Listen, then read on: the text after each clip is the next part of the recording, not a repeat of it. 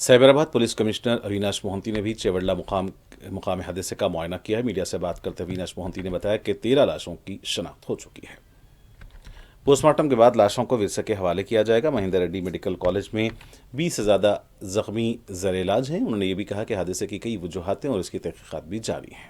Around 7:15 ఆ ప్రాంతాల్లో ఇక్కడ మనకి చేవెళ్ళ అండ్ వికారాబాద్ మధ్యలో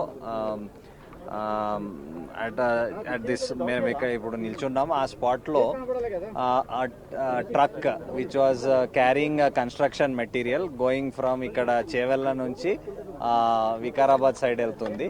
అదే సమయంలో ఒక ఆర్టీసీ బస్ వికారాబాద్ నుంచి సిటీ హైదరాబాద్ వైపు వెళ్తుంది. హెడ్ ఆన్ కొలిజన్ అయింది. హెడ్ ఆన్ కొలిజన్ అయితే ఈ ట్రక్లో ఉన్న కన్స్ట్రక్షన్ మెటీరియల్ అంతా నాట్ ఓన్లీ ఇంపాక్ట్ బట్ ఆ కన్స్ట్రక్షన్ మెటీరియల్ కూడా ఈ ఆర్టీసీ బస్లో ఉన్న ఒక సైడ్లో కూర్చున్న ప్యాసింజర్స్ మీద వచ్చి పడిపోయింది. సో ఇప్పుడు వరకు ఈ ఇన్సిడెంట్లో మనకి 19 డెత్స్ అయినాయి.